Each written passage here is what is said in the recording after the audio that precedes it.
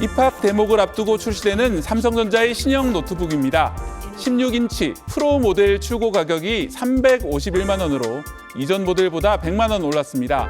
최고 사양은 무려 500만 원이나 됩니다. LG도 신형 노트북 가격을 전보다 50만 원가량 올렸죠. 안 돼! 놔! 놓으라고! 드라마에 나오는 노트북 부수는 장면인데 앞으로는 보기 어려워질 수도 있겠습니다. 일반 PC 가격도 올라 6개월 전 100만 원에 조립했던 중국 PC가 지금은 170만 원입니다. 생활에 빼놓을 수 없는 스마트폰이 다음으로 걱정되는 품목입니다. 다른 전자기기들도 그렇고 전체적으로 물가 상승이 너무 많이 올라서 그걸 직접 그냥 신상으로 사기는 조금 부담이 되는 것 같아요. 이미 스마트폰은 새 것 대신 중고 소비가 늘 정도로 비싼데 더 오른다는 말인데요. 지난해 아이폰에 이어 올해는 중저가 폰도 줄줄이 오를 전망입니다. 전자제품 값을 올린 범위는 바로 메모리 칩이죠. 단기 기억을 담당하는 부분인데요. 깐부 회동 직전 16기가 디램 하나에 7만 원이었는데 지금은 40만 원이 넘습니다. 6배 폭등하면서 디램이 들어가는 모든 제품의 가격이 폭등하고 있는 겁니다. 이제 엔비디아 칩이 이제 차로 들어오고 로보틱스로 들어와서 차에서 더 많은 게임을 할 수 있게 저는 꼭 할 거고. 깐부 모임은 젠슨 황 엔비디아 대표가 칩을 선물한 걸로 알려져 있는데요. 이제 보니 젠슨 황도 메모리 칩 구하느라 치킨을 날랐던 게 아니냐는 말까지 나오고 있습니다. 칩 부족은 우리만의 문제가 아닙니다.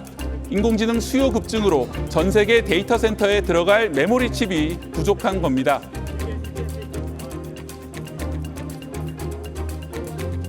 칩도 바꿔야 되고 서버도 바꿔야 되고 메모리도 업그레이드 해야 되고 그럼 3년 안에 똑같은 투자가 계속 일어나야 되거든요.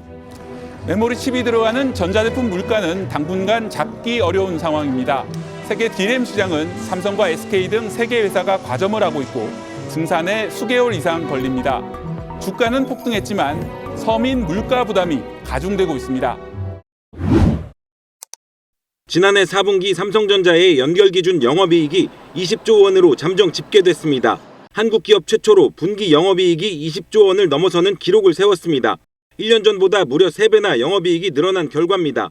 매출도 93조 원으로 역대 가장 많았습니다.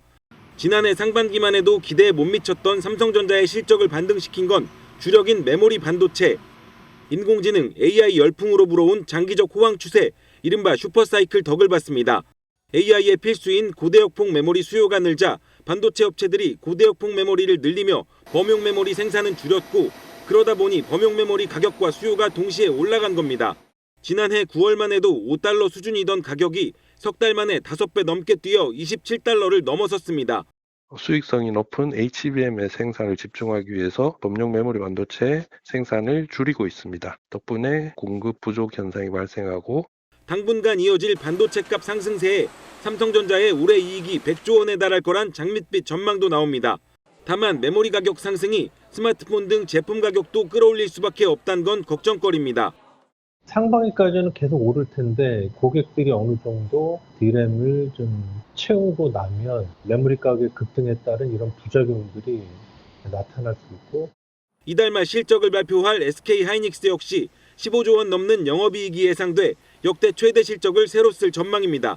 KBS 뉴스 정재우입니다.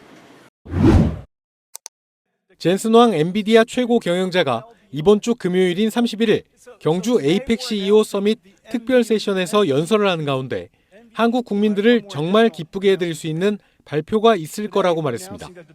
젠슨 황 CEO가 한국을 찾는 건 15년 만입니다.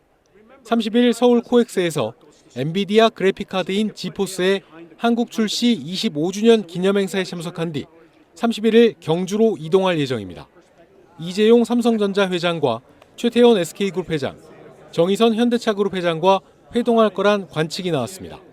한국 국민을 기쁘게 할 발표가 뭘지는 아직 분명하지 않지만 SK하이닉스와 삼성전자의 6세대 고대역폭 메모리인 HBM4의 품질 테스트 통과 아니냐는 기대감이 나옵니다. 엔비디아는 두 회사의 HBM4에 대해 최종 품질 테스트를 진행 중인데 이걸 통과하면 엔비디아 납품이 가능합니다. 또 하나는 SK하이닉스가 사실상 독점해온 HBM3E를 삼성전자도 공급할 수 있을지에 대한 기대감입니다. SK하이닉스에 뒤처졌다는 평가를 받는 삼성전자의 HBM 기술이 정상화됐다는 상징성이 있다는 평가입니다. 반도체 업계는 젠슨왕 CEO가 직접 한국 국민을 기쁘게 할 발표를 언급한 만큼 엔비디아와 한국 반도체 업계의 협업이 더욱 강화되는 계기가 될 것으로 기대하고 있습니다.